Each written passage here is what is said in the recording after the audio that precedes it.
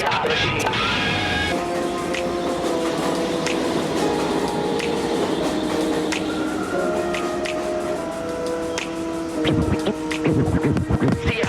on, welcome to Theology in the Streets, where no topic goes untouched. It's your boy Pastor Lou, aka Late to the Game, and I got with me.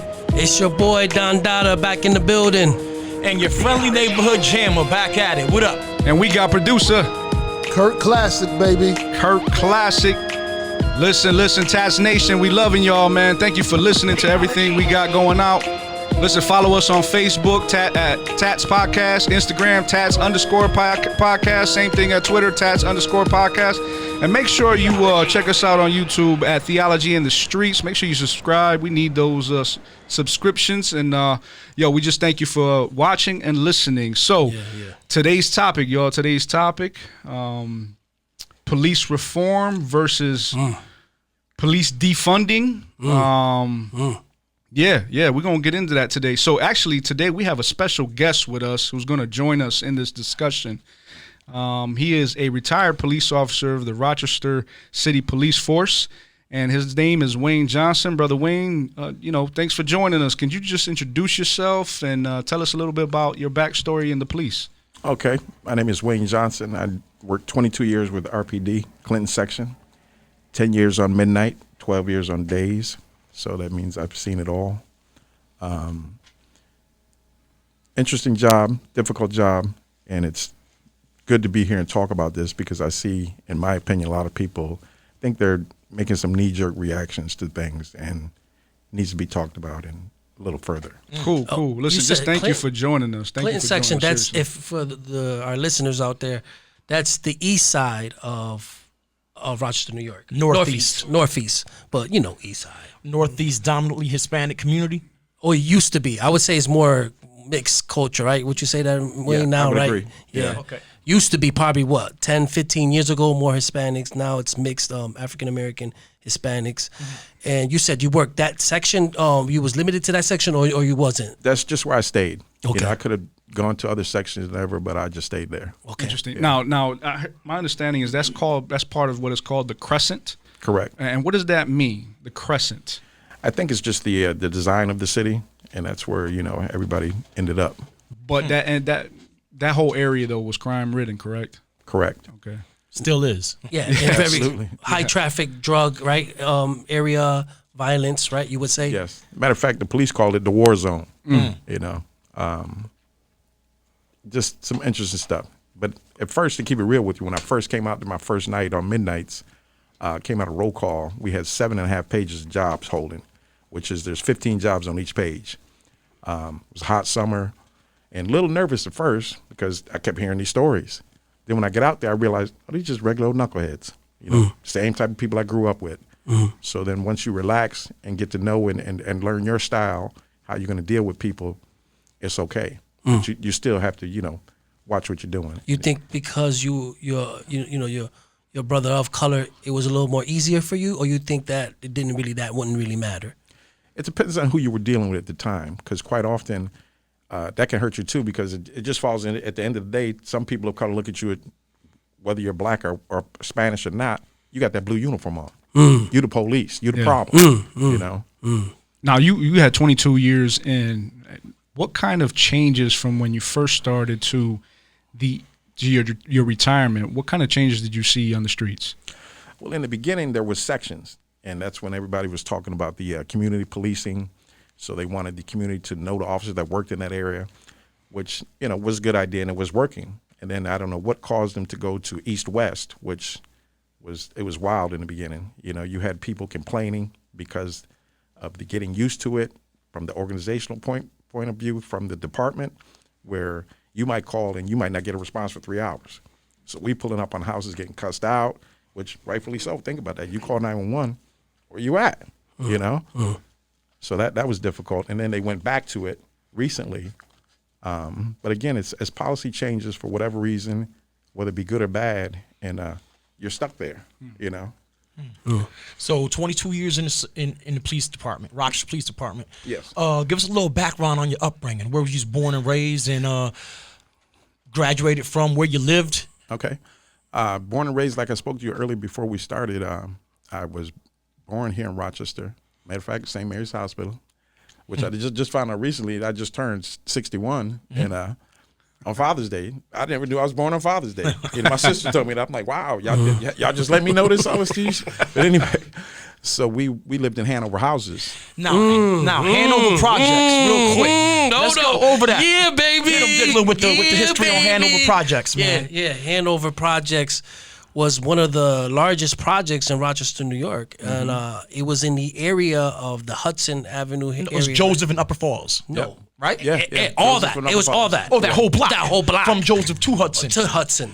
Upper Falls. Yep. Right, and there was the focal point of an uprising riot due to police brutality. Yes. And Brother Wayne lived in that project, which was poverty-stricken, correct, crime-stricken, very poor neighborhood. Yeah. So you was born in that area. Wow. And they called it Hanover, right? Because like the formation of the projects, right? I believe so. I'm not sure on that. Yeah, that's what I believe. Yep. So you was born and raised in that situation. Right. And then at 5, we moved over to the West Side, Genesee Street area. Oh, so you was in the hood everywhere. Right. Yeah. But then I forgot. I was one of the original kids in the urban suburban. Oh, okay. And so I went to West Irondequoit, which I'm going to talk about some of that stuff tomorrow when I get to another thing with Pastor Lou. But anyway, so that was an experience in itself. Was Hanover bad? And was it bad back then or no? It was. What main thing I remember was the riots. I remember looking out the window with my mom and actually smelling the tear gas and everything. I had to close the windows and hearing and seeing all the nonsense that was going on. It's history right there. You know, but yeah.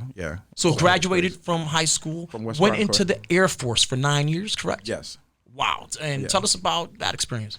Well, the Air Force basically went because, just like I think we might get into later in this conversation, how because of your environment, you end up doing things that you probably shouldn't be doing, and that's where I was headed.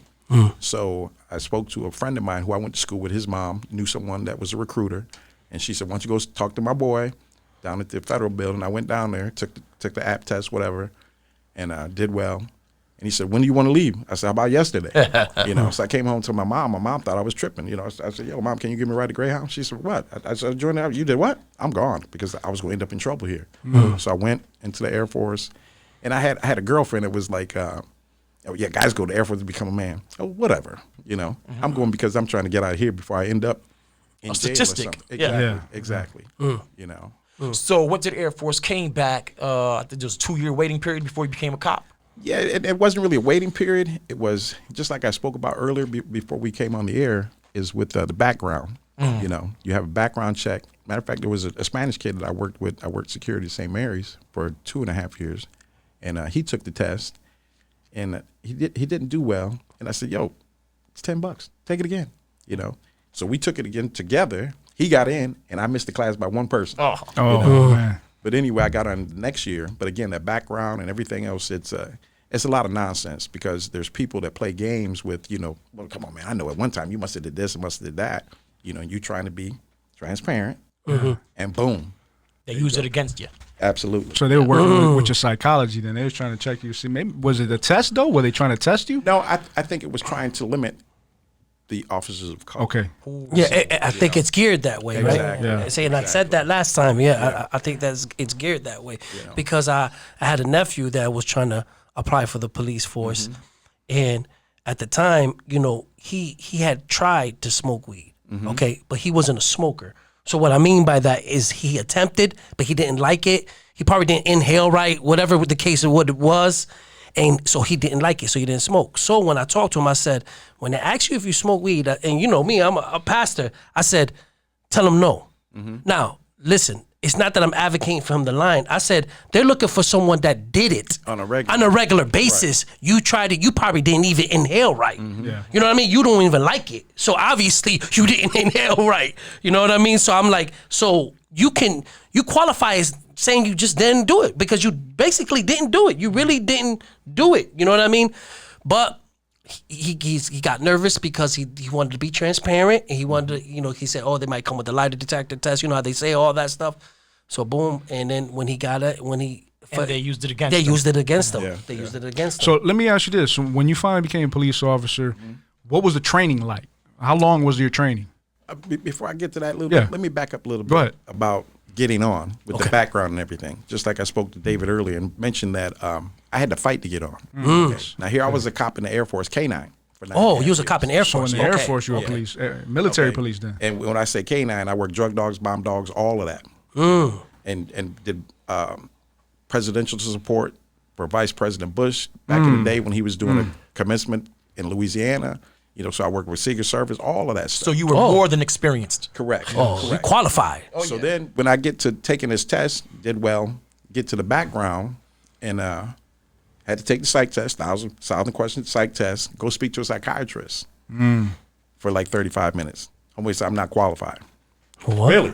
So, and I tell this story because I think it's interesting because in my opinion, it comes up also to a biblical point of view where we talk about how you're supposed to love your neighbor like you love yourself. Yeah. Okay. Now, this person who was a sergeant in backgrounds pulled me to the side and said, Wayne, you need to get a copy of that report from the psychiatrist. You're entitled to that. I did. And I'm reading and I'm like, that's not what I told this dude. He had it backwards. Wow. You know, because just like you talk about your nephew or whatever, I used to smoke weed. And I told him that, you know. But he said that I smoked weed the whole time through the Air Force. No, Exactly. that's not what I said. Yeah. So I had to appeal that. So in that appeal process, I ended up before a board down in City Hall. And, you know, I came suit and tie and everything, handled my business. They liked that. And they checked. And he's like, oh, he's right. I made a mistake. Really? Well, look at that. So that's evidence that there's Man. inside the police culture, there's a culture of trying to prevent the amount of blacks and Hispanics entering the police force. And correct? I'd have to agree. Oh, absolutely. Because I experienced it. And I knew a female Spanish girl that went and they knocked her out for some nonsense. And you hear it all the time.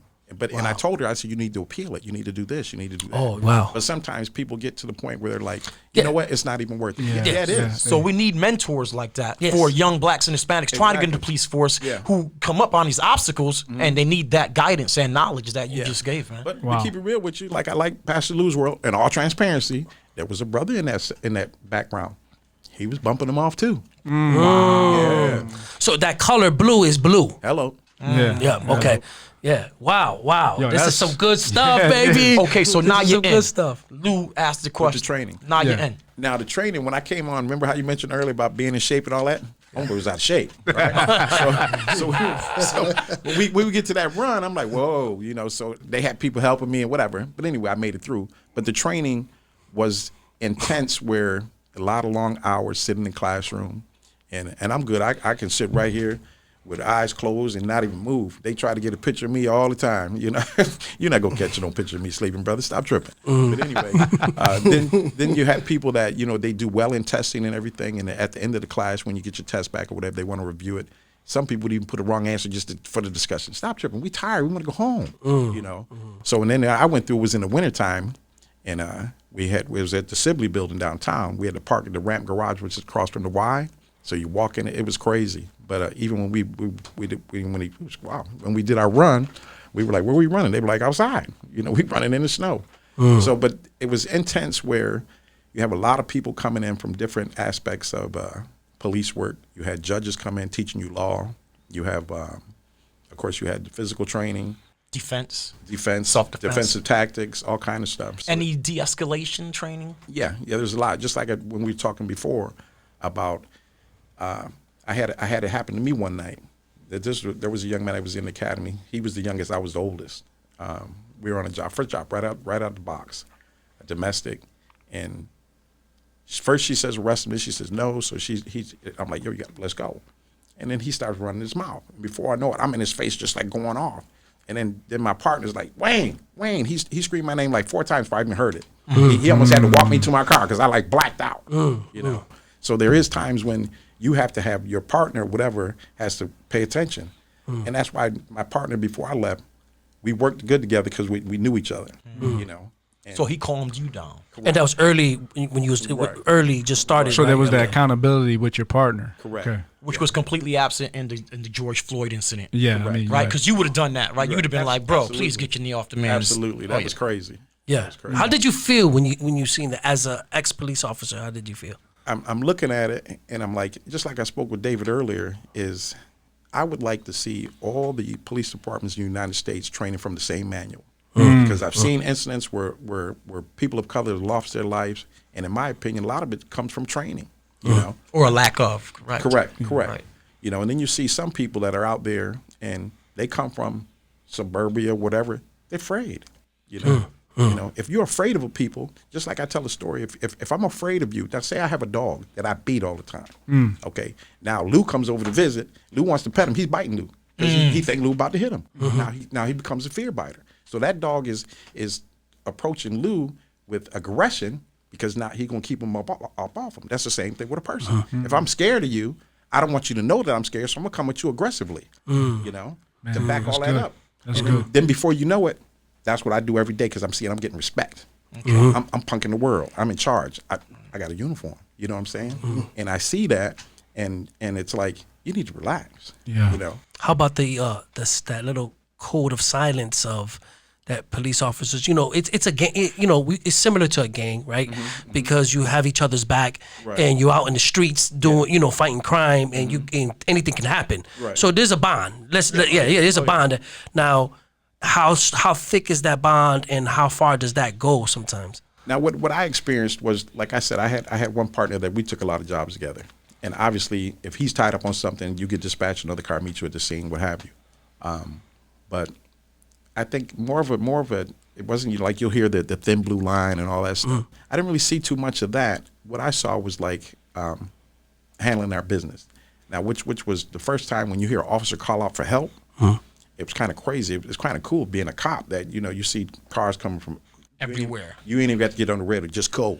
Just Go. Yeah. I seen one dude one day. He's turning and he on two wheels. Just go. But as far that camaraderie, you like Exactly. it's a nice camaraderie, right? Right. Yeah. Because even on midnights, when it was slow, Gitsy's was open, and the whole platoon be at Gitsy's. Yeah. Now, our lieutenant, he drove by, he seen it, but he said he never said anything because he knew when the radio started chiming, we got up and went. Exactly. But there's other supervisors that might say, too many cars there. Yo, stop tripping. There's nothing going on. The radio's dead. So what you want us to do? So you just explained all this extensive training, right, that you had to go through in the police academy with self-defense, de-escalating, psychological, sociology methods. How long was this training? How long did it take you to become a cop? 6 months. Six months. Yeah. Okay. Oh, okay. 6 months. That's But then over time, like I mentioned earlier, they do have in-services where you come back for refresher and this and that. Is that mandatory? Yes. Okay. That should be. Yeah. Is it still 6 months today? Yeah, I believe so, yes. Oh, because I thought it was like 3 or 4 months. Yeah. And that may be academy. different across the nation. Yeah. Okay. Yeah, and that's what I talk about with the training. That to me, United States police need to be on the same manual because you see stuff and wow, that wouldn't have happened had he done this or had he did it this way. Because even we saw some videos in the academy, like down in North Carolina, stay a trooper. He pulls someone over. He has the person get out the car. This trooper looked like he went to the gym. Like I said, go to the gym and break stuff. And he was diesel, and the dude that he was dealing with was like a oompa loompa, big dude. Now he shot the dude, hit him in the stomach or whatever. But the dude got a shot off. And when he reached up to call on his mic, the dude hit him, traveled right under his arm, hit him in the heart. He done. And the suspect still lived.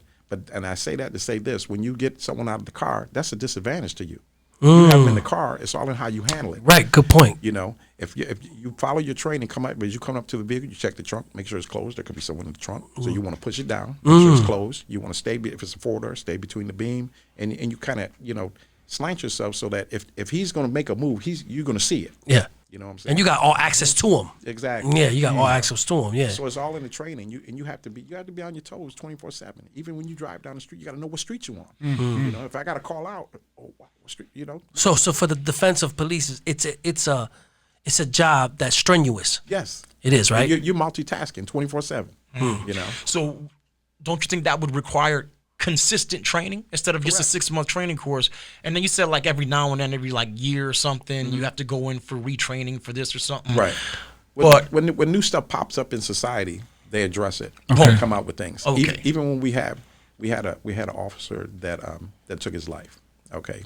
From depression. Okay. They brought counselors in, and that's always been available. They call it EOP, where you can go and you can speak to someone.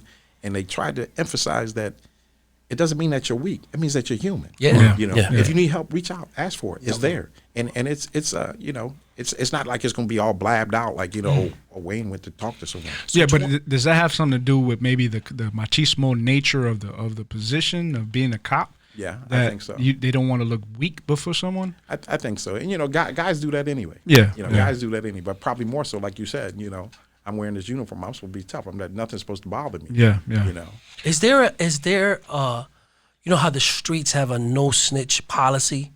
Is there a no snitch policy within the blue team? I wouldn't say that, because I know, like myself, I had to come. I was called in to, like I said, PSS, which is internal affairs, for someone else, and you can get jammed. You come in trying to protect them, and you get caught in a jammed lie. up. You know, Actually, you're done. a fact is the majority of police officers who get reported for like police brutality or just incompetence are by other police officers, Right. Okay. not by citizens. Well, and you bring up internal affairs. I read that the guy that did that to George Floyd, he was already on the radar. Right. So I how do heard they it's like deal 8 with you guys when you guys are on the radar? I've seen where some guys have gotten suspended 30 days. Now, a 30-day rip, that's a lot of money. That's money. Okay. You know? That hit you in the pocket, right? Right. Yeah. Okay. So people have gotten suspended, but when I got to the point where I just came in, did my 8.25, and I'm out. You know, because you're going to do what you have to do anyway. Rules change every day. You know, I had a young lady that would be in roll call and complain, and I'm like, listen, you know, I got a lot of opinions too, but at the end of the day, you can do what they tell you to do. Okay. So play the game. Keep So it moving. 22 years as a police officer. This is the golden question. Based on your experience, your upbringing, where do you stand on police reform versus defunding the police department? That's great. I say with reform, Okay. because the defunding, when I'm hearing this in the news and everything, I look at it as like a knee-jerk reaction, you know, because we saw all this stuff, and before social media, officers were killing people of color on a regular, you know, but we didn't see it before. You hear about it, and then, you know, like even, for instance, when I first came on, in one of the academy classes, I don't know what, it might have been on media, I don't know, but I used to read the paper and take it as gospel. So the paper got to be true. So then through this class, I'm realizing, wow. And then when I'm out there, I'm going to some scenes and I'm reading. So that's not what happened, you know, because the reporter, he's gathering his information from some person walking by. You know what I'm saying? So you know, you're not getting the real story. And that's the same thing with that. I'm thinking, okay, you're talking about defunding. Okay, so what type of police department are you looking for? What is it that you want that's going to make you feel happy and feel safe? Well, on the defense of police defunding, they're thinking we need to stop militarizing the police department. Right. Like, does the police department need a tank? Does the police department need 3 iron Hummers with M16s on top of them? Right. You know, those are millions of dollars that cost, and that could be allocated to community services. Or how about when you know? when banks are being robbed and Right. they're using that type of artillery, police can get, and you can't Yeah, combat back, but right? You know what? When you say that in the training, when you see some of the videos, I don't know if you ever heard about, there was a bank robbery in L.A. where all them dudes were Had- armored Yeah. up. Oh, yeah, Armored up, Kevlar down. I seen that. Yeah. I seen it on and video. they had high Right. artillery rifles and everything. Right, and they had to go to a gun stop across the street to get stuff. Oh, the police did? Yeah. Back what that dude had. See? So Great point. Right. So at the end of the day, you got to be prepared for whatever. Okay, You so know? you're on the side of police reform. What would you reform? What are some of the ideas you think after 22 years of being a police officer? I would think, like I spoke about earlier, was the training. Okay, just like we were talking before, that maybe it needs to be more often, and even maybe Pastor Lou had mentioned, like, you know, after your first year on, maybe you need to take another psych test, because you might pass with flying colors your psych test. Then when you get out there, you start dealing with some things that you didn't know you had to deal with, and your attitude, your whole, you know, the biases that you thought you didn't have, are gonna pop up. All kind of things start happening. And a psych test is a psychological evaluation, correct? Correct. By, by a but- psychologist. So that's an evaluation, but to what degree do they actually teach the psychology of dealing with people, or even the social aspect of dealing with people in your training? Right. Well, we have role play classes where we actually had some police officers' wives that came in and played like domestic scenes. So we did a lot of that role play. It might be a domestic call. It might be this type of call. So you actually come in and you have hands on. So practical, yeah. Exactly. Practical end of it. Right. And it was, here's a little funny little story. We had one guy who was in the academy where he went in and he had to tell someone that someone had died. And the woman who was playing the role, she was doing it good. He came out crying. We was like, what happened to you? I just got into it. I was like, okay, brother. Okay. That's good. He sold that joint, yeah. Yeah. But you know, we laughed at him a little bit, but that just told me what type of person he's going to be when he's out there. Matter of fact, he just retired this year. Let me ask you this. Rochester just passed a police accountability board that's outside of the police department. What do you think about that? I think that was good to a point when they first talked about they had the capacity to discipline. Okay. You know, I thought that, y'all doing too much, Why? Why do They're you still think that's pushing too for much? that, too. They're Yeah. still pushing. Why do you think that's too much? Because like I was speaking with David earlier, is that a lot of people, they see what they see in the media. But have you really talked to an officer that's been out there? Do you really know what an officer deals with every day? Every day, yeah. And the one thing is, officers are human just like you and I. When they raise their hand and swearing to be an officer and do this and do that, they understand that they're held to a higher standard. But they have domestics, they have money problems, they have children problems, they have flat tires, they have all the same stuff that you deal with every day. Yeah, they're not robots, right? Right, exactly. And that's what I think people don't take into account, that these things, they're human. Yeah. And they're subject to make mistakes too. So at the end of the day, just like right now, when you see all this stuff popping up in the media where somebody's beating up somebody because they said something and this and that person got fired because they called someone an N and this and that, well, I think you're going a little too far there with the firing. I understand your company is representing something, but that person who did that, maybe he didn't realize he had those biases until he got confronted. Should he lose his job? Should he lose his way of livelihood to take care of his family because he lost it for a moment? Let me ask you this. Did you see any racial disparities within the police department? Yeah, I saw some things that I thought, and to me, I just chalk it up where I think some people get confused. You get into a role and you forget where you came from. It's like you should be trying to help another person of color move up. You should be doing this. And to keep it real with you, I had someone step to me and say, well, you should do this and do that. And I'm looking at him like, really? You knew me since I first came on. You never pulled me to the side and said, I got this for you. Why don't you do this? Now all of a sudden it's relevant. Yeah. I got 2 more years, I'm out. I hear that. Then even when I had the conversation about the financial thing, I'm no dummy. I understand all that. Yeah. But at the end of the day, is it worth it? At this point, but when I see other people, study groups, let's keep it real, cheat, they get promoted. You see what I'm saying? So yeah, you do see those things. Yeah.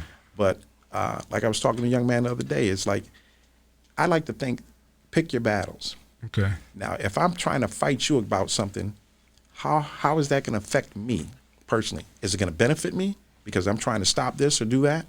I'm not going to try to hurt myself by pointing out something that it's not going to change. It's not going to make that big of a difference. So to what degree though, in seeing maybe the younger classes come in, because 22 years is a long time, and there's a generation of younger people that just see life differently. So what did you see in these younger recruits coming in and how they dealt with life and also the job itself? Yeah. Now that I seen like the officer that was hurt and lost his sight, Dennison Wright, we came on together. And he trained, he was an FTO, excellent FTO. What is FTO? Field training officer. Okay. Okay. People that came under his tutelage, when they came out, they were what we called poppers, meaning they work. They're not that they wouldn't take a job and then hold it and have coffee. They clearing, they ready to go. What's next? Because that's how Denny was, and that's how he trained his people. And so some of those young people, if you had a good FTO and taught you that, Okay. but if you have an FTO that's teaching you his style, what he does, that's what you're going to do. I think I encountered somebody with a bad FTO. I remember we was at the club one time, and I don't know if you was there, Jambo, but we was at the club and we was in line to get a hot dog, and then one of my friends, this guy was making fun of him, right? Now I ain't never seen this black dude before, but he was making fun of one of my friends, and he's with 2 girls. So this is before I was Christian and all that, and I said, "Listen, man, why you talking about my mans? What's wrong with you?" And he was like, "Yo, listen, man, you don't know me. I own these streets. You know what I mean? You got to get out of here. I own these streets." And I'm like, bro, I'm in the streets and I don't know you, bro. You know what I mean? You must not be really, you know, and then the girls are trying to de-escalate everything. And he's like, I run these streets and so he's going off and he's going, you know, off in the tantrum, yelling and everything. And I was just talking to him. So he goes into the middle of the street, you know what I mean? He starts to, you know, call me out. One of my friends come from the side of him and punch him in the head. Mm-hmm. Now, when he gets punched in the head, he pulls out his badge. Right. He pulls out his badge. He said, police. And then 15 people around him pull out their badge. So we was like, bro, like, you was talking like you was a gangster. You know what I mean? If you would have said, I own these streets because I'm police, we would have left you right alone. Like, we would have been like, you right, you do run these streets, brother. And matter of fact, want me to buy your hot dog? You know what I mean? I'll pay for that. But he kind of like, what is it, entrapment. It felt like entrapment. Yeah, he was out with the boys, the fellas. Yeah, he was trying to. Didn't you say there were some girls there too? It was some girls. So he was showing off. Exactly. But he was with a bunch of rookies. They all were police. So when the police came, someone was smart. Somebody had some ghetto street knowledge and said, entrapment. And then, so we all start yelling, entrapment, entrapment. So the police they just started, instead of detaining us, they said, just get out of here. Because they already knew, we kind of we know what you're doing, bro. Like, you know, you came off wrong. You know, you kind of lured us. So, like you said, and I'm pretty sure they wasn't police officers yet. Right. They looked like rookies, young rookies having a good time downtown. Remember Centers? Downtown, they was there. They were there, and you know what I mean? So, or maybe they were just off duty, right? Off duty police officers. They was off duty, but they were young. In training. And you know, again, I think it's just the wrong maybe field officer. Right. Maybe I had a question though. And I know we're running over time, but you know we might have to extend this a little over time because this is a good interview. Now, because you know me, marriage is my field, marriage pastor. Right. I heard that marriages is like being a cop. The percentage of affairs and marital problems is high in the police realm. Is that to be true? Yeah, it I is. believe it's true. And what you think it is? Why? Because of the hours, or because of man and female working together build that bond, or a little bit of both? Well, a lot of times when it happens, it's not the female officer and a male officer. It's from the people you meet out there. Oh, okay. And people look at. A lot of people look at, well, they got cool stories, because even before I came on, I worked the same area of security, and I'm like, I would see these cops coming in, and the nurses just gravitating. I'm like, what's that? Yeah, and women. He got cool stories. I'm like, really? And women love men in the uniform. Right. So you get that notoriety, right? Yeah. I got that in St. Mary's. We had a brown uniform, but I was at there. I'm like, okay, girlfriend, really? So some of the trauma that the police officer go through, or some of the I would say the parts of the job that's kind of hard to deal with is the home sometimes, right? With the wife, that dynamic right there, right? Yeah. And it probably comes into work now. He brings it into work. Exactly, because to keep it real with you, when I retired, matter of fact, one day I came home, our side door, if you open it a certain way, if the wind catch it, it would like spring it. So that happened with my son. So he's like, oh man, Dad's gonna trip. So he comes home, he tells me, don't worry about it, we'll look at it later. He was tripping, like, because I was out there for a minute, I'm like, wow, I used to just lose it over stupid stuff. High stress. That's what I'm going to, stupid stuff, So then, and then when I retired, my brother-in-law was like, you calm down a lot, really? But then I think we were at Duran one time. I don't know, it was 4th of July, whatever. And he's like, yeah, man, you're not a cop no more. I said, yeah, but I still pay attention. The head gonna stay on the swivel. So that's just ingrained. 22 years, you can't get rid of that easy. If we got to move, we gonna move. I'm not gonna stand here and wait. So Wayne, that's indicative of you're saying you could be having a really bad day as a police officer, and you might pop on somebody you pulled over for a ticket who just said the wrong thing at the wrong time, and all that marital stress you're having and anxiety with your kids. But you know what? Come out. And that's a good point. But I never let that happen. With me personally. If something's happening in my house or even with me, I don't bring that with me. Right. I talk so you're to able to separate that, yeah. Right. I had one guy, I spoke to him all the time. Never said nothing. So one day I came in, I'm in a hot mood. We in the locker room getting dressed, and I spoke to him as he walked in. I said, I'm sick of this dude. So I go out and tap on the shoulder. I said, I speak to you every night. You don't say nothing. He's like, oh, I'm sorry. Hello. So that means you strong-willed, but a lot of police officers aren't. So wanting training and counseling, consistent help with that problem. Exactly. There, but you know what else was good? I had a young lady. She's still working. She posted something the other day. I commented to her, but I never told her how I appreciated her and how when I took some jobs with her, the way she handled a certain situation, I was like, wow, okay, that was pretty good. You know, so you pick up stuff from other officers' Okay. styles, Okay. and then some of them you'd be like, wow, I wish I could be more like that right there doing that situation. And so I expressed that to her, and she was like, wow, I appreciate that. Even at the range one day, she helped me out with something, and usually guys be yelling at you, and she was chill. Yo, Wayne, you should have did it. Oh, okay, I got you. You But know. do they do it like the movies? They partner up a young guy with a old vet. Do they do that, or is that a myth? That's sort of a myth because actually you have to ask to be a training officer, okay, and then they look at you, they check you out and see like if you how your work ethics are. I never wanted to do that because I like being by myself. I'm in my car, I like to do my thing, just like I said. If I want to, because it's my discretion how I deal with whatever situation I'm dealing with, So if I'm gonna let you go on something that's really not that serious, that's what I want to do. But I never wanted to be an FTO because I just like being in my car by myself. Yeah, let me ask this, Wayne. Did you see the way police officers would respond to certain people at different ways? So, for example, did you guys respond to minorities differently than white people? Personally, I didn't. Obviously. Yeah. But I think some of them probably thought I did because they look at that uniform.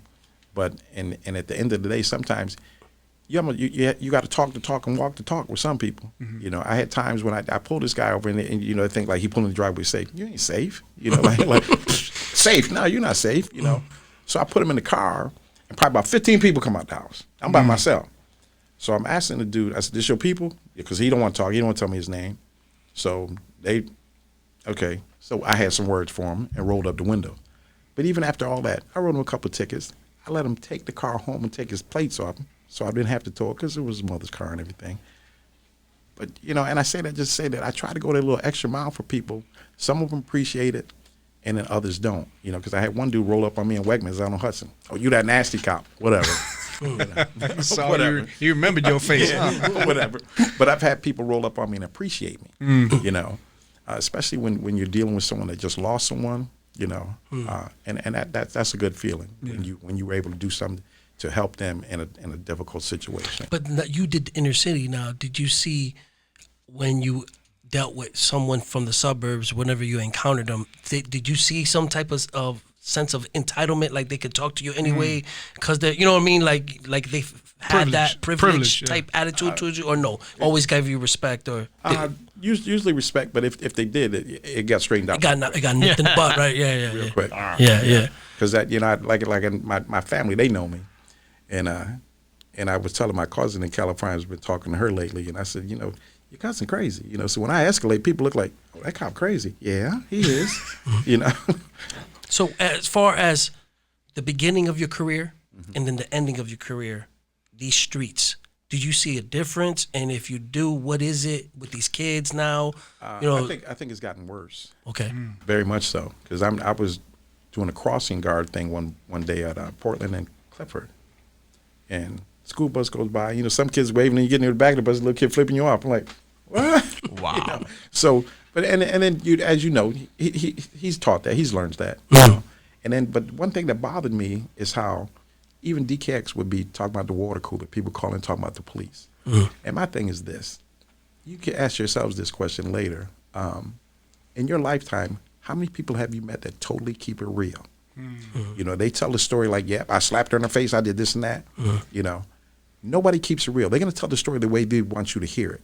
And unfortunately, people gravitate to that and they take it like, yeah, that's why I don't like the police.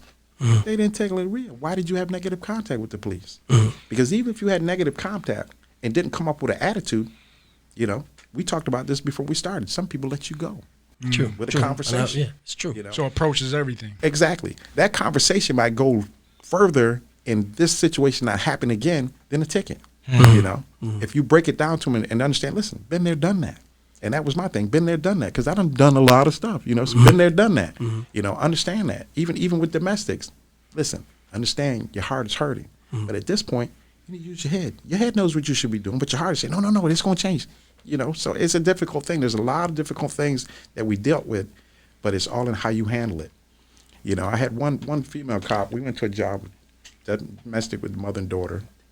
They happened to be white. I'm point, so I'm talking. we walking back to the car afterwards. She gonna tell me, let me find out you sensitive. Because it was all, I'm looking at the situation. I'm dealing with the situation. I can be sensitive to that situation because mom wasn't looking at it like that. You know, even one, there was a young girl, her father's ticked off. He comes home, houses in the uproar, whatever. She had people over. Now, she's dealing with the fact that not too long ago, her father told her mother, I like men.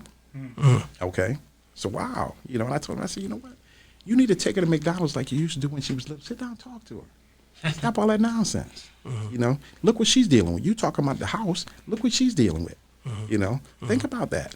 You know, don't just look at what happened. Why is she doing that? Have you sat her down and explained to you what happened to you? You know what I'm saying? And then another officer that came, it was his area. He want to take over. You should do like my father said, put her out.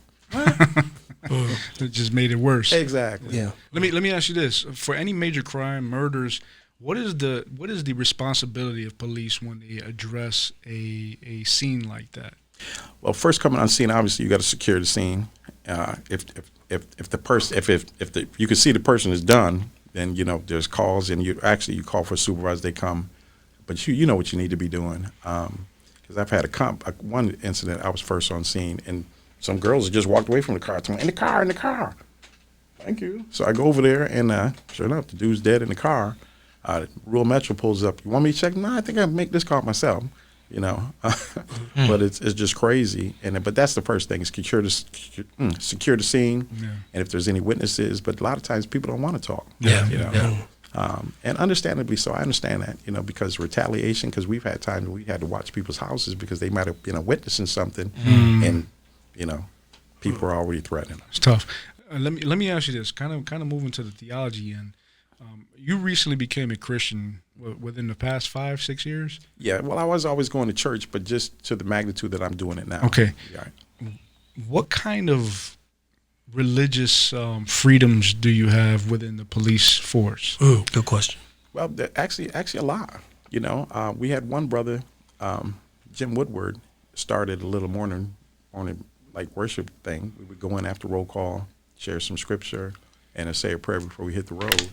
So there were a few officers there, and that kind of grew a little bit. More officers were coming in.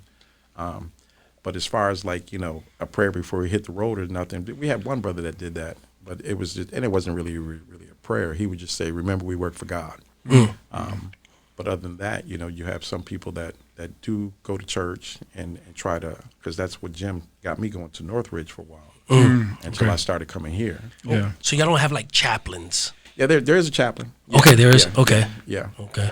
So there is someone that you can talk to. And just like I talked about earlier, if you do have a problem, there's people that you can go to that, you know, the department doesn't even have to know about it. You can go on your own. Okay. And they let you know that these things are available to you. If you need them, reach out, you know. But that's where supervisors should come in knowing his troops. Okay. You know? As a Christian and a police officer, right? You're both. Have you ever had to decide which one you have to be first in a certain situation while you were on duty, where your Christian beliefs came into question? Like, am I a Christian here, or do I got to be a police officer here? I'd say yes, because matter of fact, some people said, well, how were you a Christian being a cop? I said, well, sometimes I didn't always act like a Christian. Right. Because I plan on coming home at the end of the shift, you know. And like I said earlier, there's sometimes you got to talk the talk and walk the walk, because sometimes people don't understand anything but that, you know. You come off trying to be calm and collected and talking to someone, and they'll walk all over you, you know. And that's why like I said, when I escalate, I want you to know immediately I'm serious about what we're doing right now. Okay, so you need to pay attention. And as a police officer, I mean, that Christian belief of turning the other cheek is, I mean, it's hard to apply while you're trying to restrain an assailant. Right. But once you get through to this person and understand what's going on, like I said, I've had people come back and thank me for what the interaction we had or whatever. And to keep it real, I've never had, in 22 years, I've never had anybody really out there seriously try to hurt me. Praise God. You know? And I think, one, like you just said, praise God for that, but also in the way I was dealing with people. You know? Let me ask you this, Wayne. How have you dealt with your son, who's a police officer now? How has that affected you? What worries, concerns you have? Yeah, it worried me in the beginning. Now he was a cop in the Air Force too. Okay. He was in Iraq, and when he calls me, he's talking about he's a 50 gunner. Hey, why did you volunteer for that? He goes, I'm good at it. Really? So I thank God that he made it back safely, sound mind, sound body. So then he went to school finished up with his GI Bill, and he's actually an industrial engineer. But he went to school in Florida. He liked Florida. He didn't want to leave. Now, if he came up north, he could make a good living with his degree. So then, he got with a young lady. They have a child, and he needed something better than what he was doing. So from his training in the military, and he met some friends, and they kind of hooked him, and he got into the academy kind of quickly. I went down there for his graduation, and this dude won the sharpshooting award. His little brother could shoot. So they said there was like 4 guys that were tied. They took him to the range, didn't let him see their scorecard, and he didn't know until that ceremony. But I just told him, I said, don't trust anybody. Keep your head on the swivel and come home every day. Pay attention. Because at the end of the day, some things are not that serious, and it's all how you deal with people. So he speaks well, talks well with people. And now he's on he's a motorcycle officer. So he's got a sweet job. He's working days. He only got 2 years on. He's working days, so he's in a specialized unit. He's working days. He got a take-home vehicle, all that stuff. I was like, wow, nice. Check you out. Now, I had a question. I want to get deeper and unveil these. I don't know if they're myths or if they're truths, but they say that the union, protects the police officer like fully. So, and it's hard for police officers to get disciplined or to when the internal affairs are involved, the union protects them, and it's not much you can do. How true is that? I don't know. I've heard stories because, like I said, I've never been there. I only had to go once for a handcuffing issue, but I did have to go once for a witness against another officer. And this is what I would tell people about it. That like I used to like Eddie Murphy movies. So there was a scene when he would put his head down and look at the camera and say, "Yes, he did do that." And that's what I did because I'm not lying. Did you get any beef with that with the other officer? No, because I wasn't gonna have that either. No, I'm not losing my job over lying to protect you because you know what you did. You know what you did. But from the outside perspective, let's say a fellow officer had issues with the public. Would the police union come to their staunch defense? They might try to protect him to the point where he might not lose his job because we did have an incident like that not too long. Well, it was a few years ago now. I don't know if you remember it when they were talking about the ghetto lingo. Okay. What was that? That was where an officer had made a list. Yes, I do remember ghetto that. lingo, words so you could understand the people of the ghetto. Okay. And we're like, really? Okay. And someone turned it in, and it came all to light, the news and whatever. Now, this officer was basically disciplined and almost forced out of the department, but he landed on his feet somewhere else. Right. So then he came back. So that brings up this interview by Ben Shapiro with this research fellow, Rachel Gressler. She's an expert on police unions.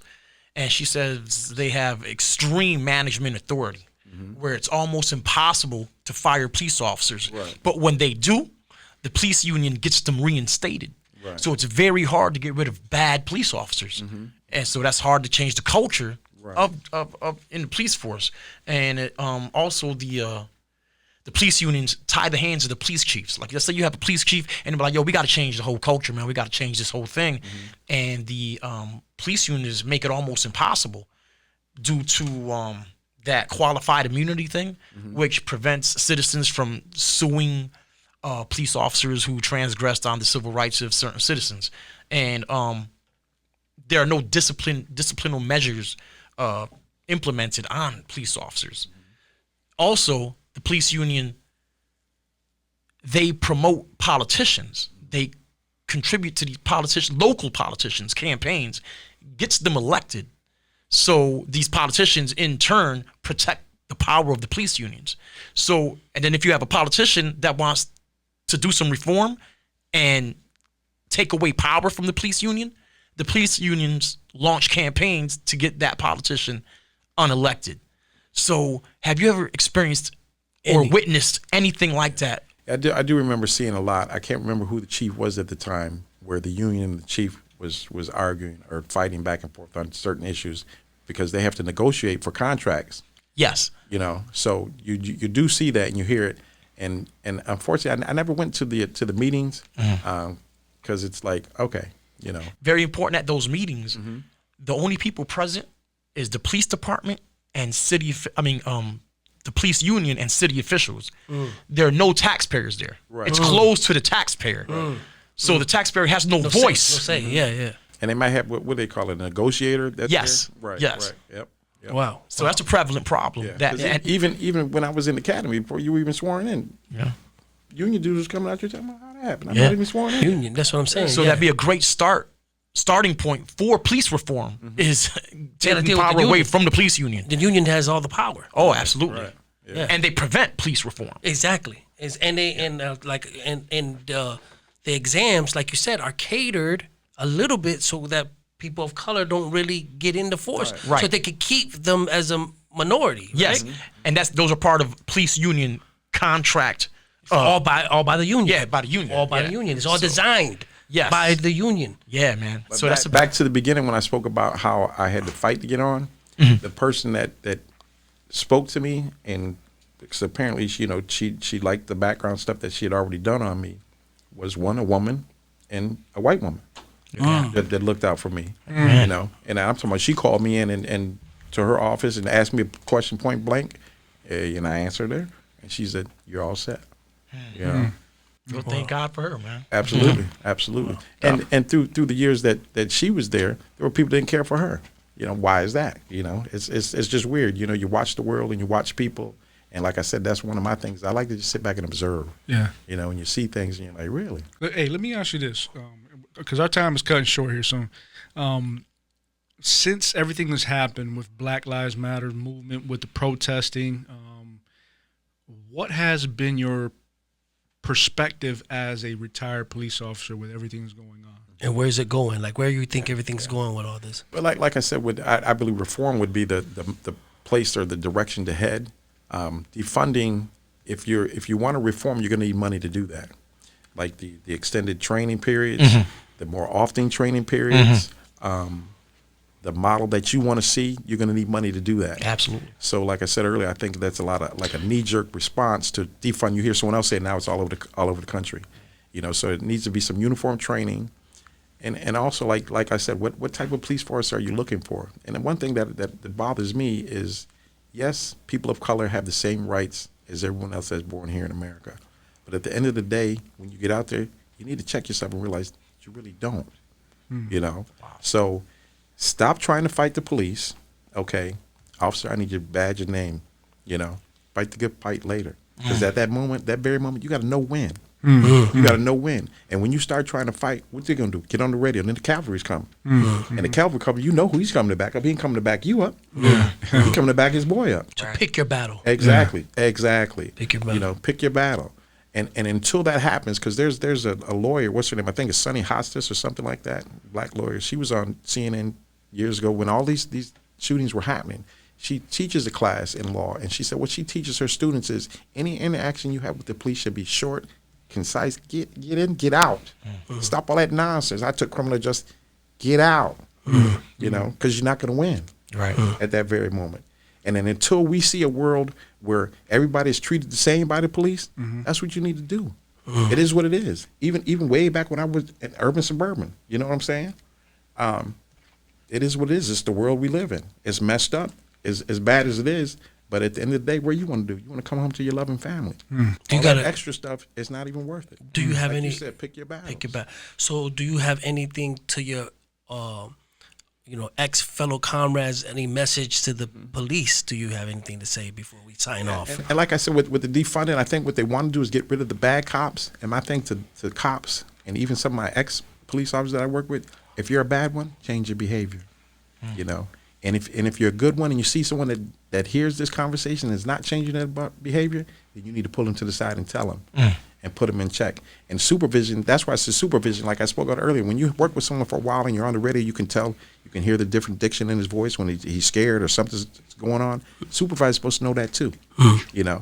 Because once you make supervisors, don't mean you just sit in the office. You need to be paying attention to the radio and knowing your troops. Just like the leadership class that we talked about that we took earlier. You need to know your people, you know. And if you know them, you'll see the change in him. Who needs what and Exactly. how to address him and her. Exactly. Man, yeah, this has been great, informative.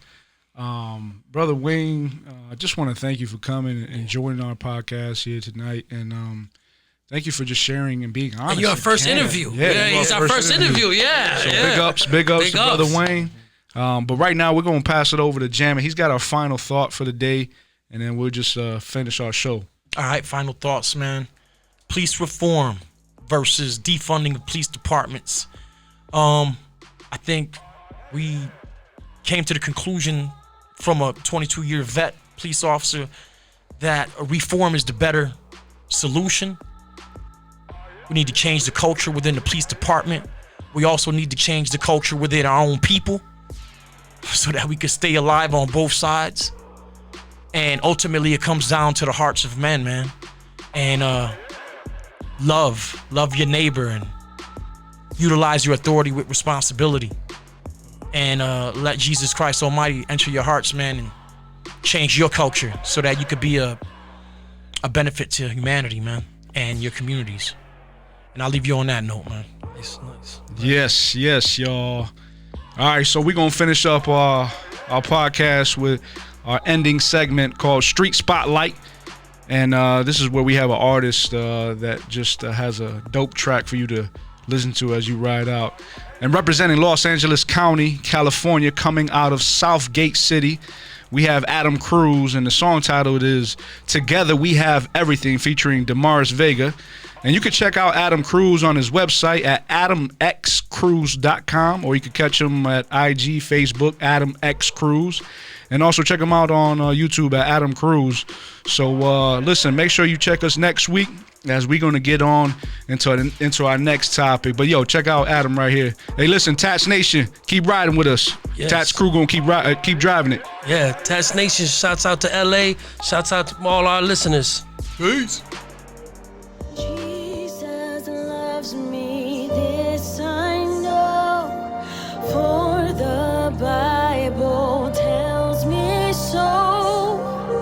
Little ones to him belong. They are weak, but he is strong. Yes, Jesus loves me. Yes, Jesus loves me.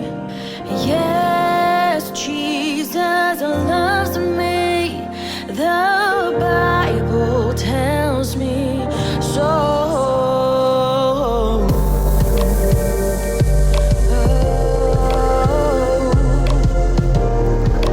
Jesus loves me. Together we have everything, everything. Together we had, Together we have everything, everything. Together we had. I often wonder if you listening when I'm acting a fool. It's from the pain, don't look confused, mama. You never noticed how I seen all the abuse. How that man, he ain't my father, but they always come in twos. How I used to laugh at all the jokes he used to make, but lately I've been feeling numb by all the jerks he used to date. I'm in my room, lock my door, and put my music on 10, praying to God to help me, Lord, hoping that man don't come in. Wow, I often wonder if I ever cross your mind. Don't you think your little girl would like an ounce of your time? Dang, I reminisce about all the mistakes. So how the words of an apology could brighten the face. Yes, Jesus loves me. Yes, Jesus loves me. Yes, Jesus loves me. The Bible tells me so. Oh, what is life growing up without a father? Know you lived inside the house, but yeah, you never seemed to bother. All I wanted was a man that I could talk about life. Teach me about the world we live and how to do some things right. I seen a world so full of violence through my phone, but it's like you put the money over us, and so you working all night. Got my mind so full of questions. Did you ever stop and question? Your little man was growing up without perspective. I often wonder what I did Do I deserve a life so full of fights with parents who don't care? I talk to God real late at night when I got tears in my eyes, praying for answers for the love that I'm missing inside. Wow. Yeah, he loves me.